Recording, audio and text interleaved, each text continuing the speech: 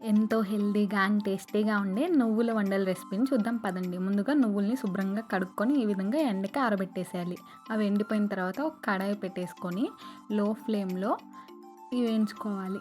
ఈ ఎండిపోయిన నువ్వుల్ని ఈ విధంగా లో ఫ్లేమ్‌లో పెట్టి మాడిపోకుండా అటు ఇటు కదుపుతూ ఉండాలి. సౌండ్ అనేది ఇలా చిటపటలు వచ్చినప్పుడు నువ్వులనేవి వేగినట్టు. తర్వాత వీటిని కొంచెంసేపు చల్లారనిచ్చేసేయండి.